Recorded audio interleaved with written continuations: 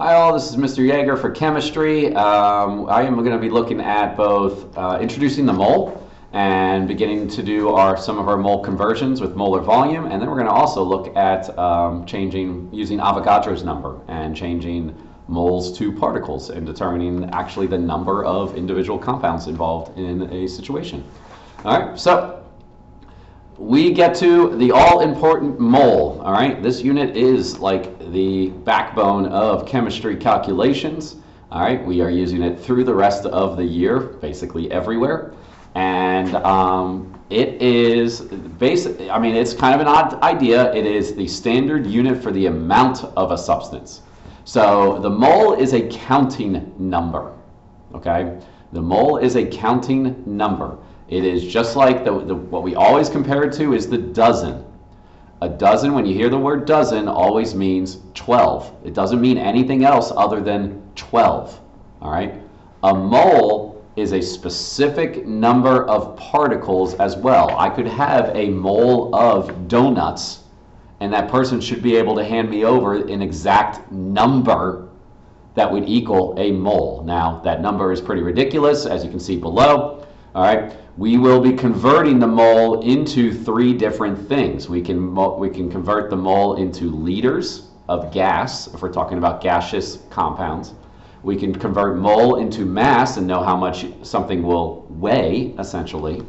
Or we can change it into a counting number, okay? And you'll see that there, it's already introducing. A mole is 6.022 times 10 to the 23rd particles, which is a ridiculous amount. So the mole is not obviously something that we have used every day because it's talking about such an insane number of particles.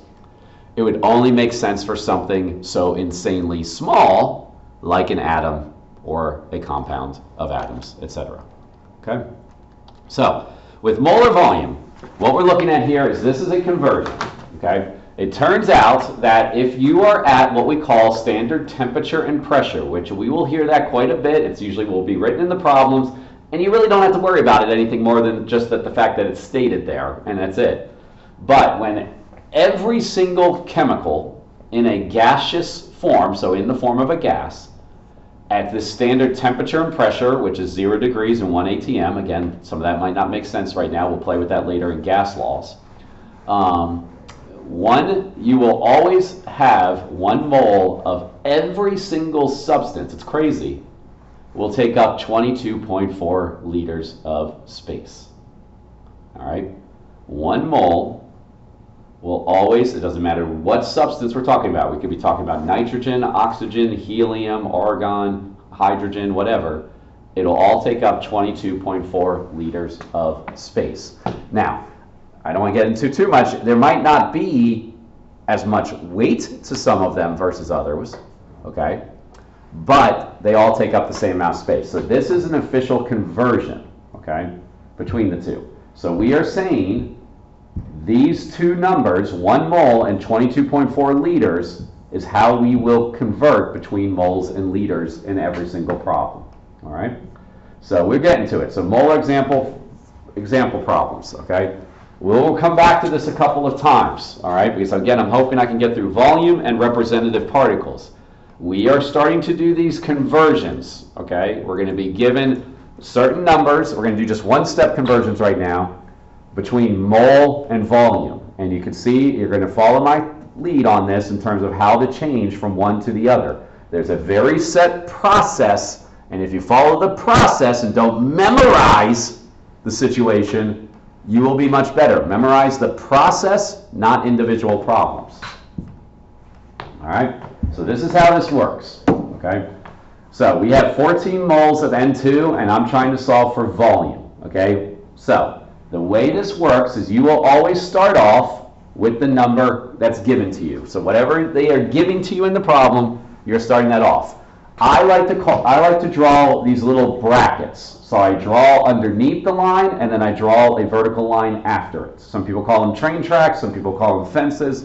There's other ways to do it too. I mean, I'll show that at another time possibly. But what we do is, and this is the process behind it, is you're in moles. In the next section after this train track, in the next section, what you're coming from goes on the bottom. So what am I coming from? I'm coming from moles. So what you're coming from always is going on the bottom, and what you're going to goes on top.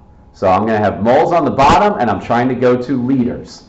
And due to that drawing that you just saw, mole connects everything. So I can go from mole to liters or mole to anything else that I'm about to do. All right? Mole is in the middle, you'll say. All right. For this unit, when I'm converting, when I'm in a section where I see moles and liters, and I see moles and anything else, there will always only be one mole in front of it. So it's always one mole. And then the conversion is 22.4. All right? And so from there, what I do is anything on top, I'm multiplying.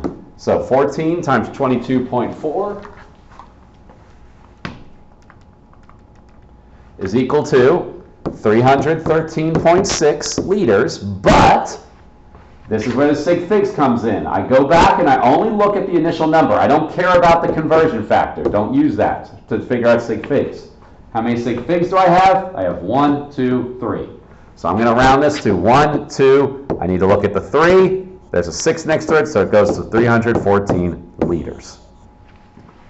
All right? So next problem. I'm 0.28 moles of neon. I'm coming from the mole, so moles on the bottom, I'm going to liters. Mole is always 1 in a conversion, and liters will always be 22.4. So the nice thing, at least with these first problems, is you have numbers that will never change in front of that unit, or should not. If you do, you're getting it wrong. So 0.28 times 22.4, I'm getting something like 6.272. But how many sig figs am I starting with here? 2. The 0 is not significant. So this would be 6 point, I need to look at the 2, there's a 7 next to it, 3 liters. And that's what we got going on there with it. All right? I'm going to skip over to, that's essentially it. So moles on the bottom, liters on top is what we're looking at. Actually, let's do another one where we're going from liters to moles. Let's do the opposite. So in this one, I'm in liters now. I'm in liters. So I'm coming from liters and I'm going to mole. I can always go to mole from anything. Mole always has a 1 in front of it. Okay, the only time it doesn't is if it's your starting number. Liters is always 22.4. Anything on the bottom, so everything up top is multiplied, anything on the bottom is divided. So this would be 0.45 divided by 22.4. I get some crazy number, 0.020089286. But how many sig figs do I have here? 2. So this would be 0.0. I need to keep those zeros because I don't hit the significant digit until the 2. 2. I now look at the 0. I have 0 next to it, so it doesn't round. 0.020 moles. Second one, 7.6 liters on the bottom, moles on top, 1 in front of the mole, 22.4 in front of liters. 7.6 divided by 22.4 is 0.33928571. Hopefully you learn that you don't need to write everything out. 2 sig figs. So this is 0. I need the first one. I need the second one. It's going to round up, 34 moles. Okay? So that's molar volume. So now let's look at Avogadros number, which we're basically doing. So in this one, same first slide, we are looking at how many particles are present. So Avogadros number is the number of particles, the number of things in 1 mole of a substance. And again, this is a very, very large number, 6.022 times 10 to the 23rd. All right. You will be given these conversions. You're going to be given that little map, at least for this first test, and then we're going to take it away. Okay? So you should get used to it eventually. All right? So Avogadro is named after a scientist that actually did figure out the volume relationship. Okay? He actually did a number of experiments to figure that out. All right? high school teacher was the first person to actually estimate the number. Okay, that's interesting. How big is the number? It's very, very, very big. Okay, a mole of marbles are spread over the surface of the earth in a layer of 50 miles thick, so that's a lot of marbles. Sand would be 3 inches deep. Oh, it was spread over the whole USA, 3 inches deep. Okay, just the US. All right. So it would be a lot. Okay. So the way we're going to do this is, again, here's some more relationships here. So you can see, okay, 18 milliliters of water is about a mole of water. 58.44 grams is a mole of salt. So it's giving you ideas of how much a mole is, okay, based on mass, based on volume. All right. Let's keep going.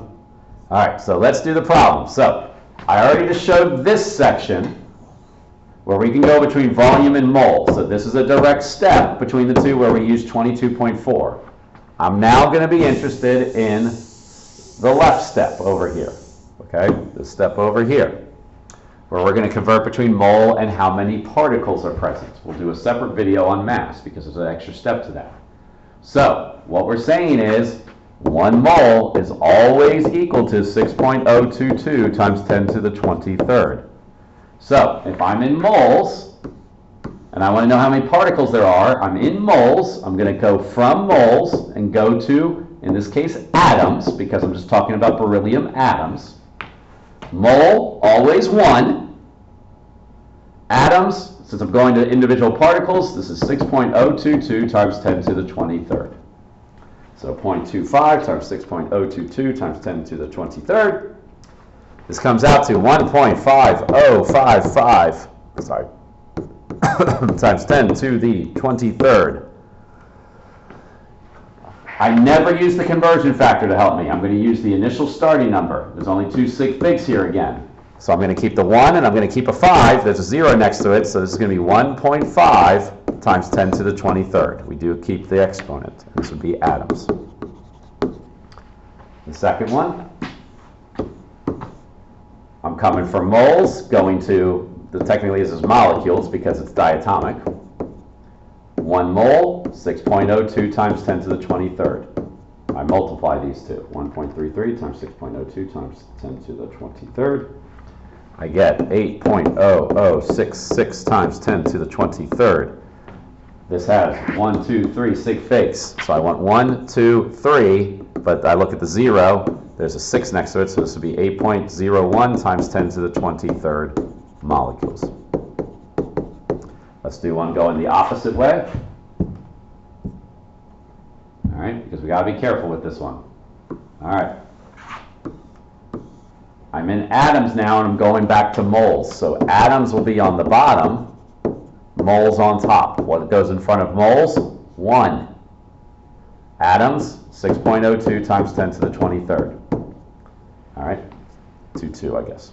All right, so be careful with this. When you divide and you have scientific notation, put this in parentheses when you divide. Put that 6.022 in parentheses. So 3.97 times 10 to the 14th divided by parentheses 6.022 times 10 to the 23rd.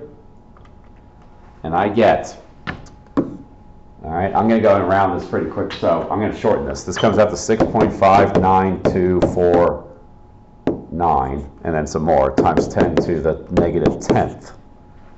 This has 1, 2, 3 sig figs. Guys, when there's scientific notation, everything's significant.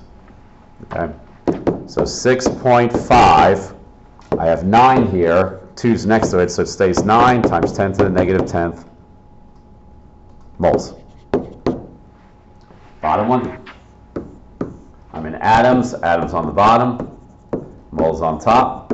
1 mole, 6.022 times 10 to the 23rd, 8.4 times 10 to the 29th, divided by parentheses 6.022 times 10 to the 23rd. All right, guys, you really should put this in scientific notation. So it comes out on my calculator as 1394885, but this should be put in scientific notation. So this would be 1, 2, 3, 4, 5, 6. So 1.394885 times 10 to the 6. I have 2 sig figs, so I'm only keeping the first 2, 1 and 3. 1.4 times 10 to the 6. Good morning, Broncos. And that's it. Thank you. Perfect timing. The Chick-fil-A biscuits will be on sale on your way to Bronco Block.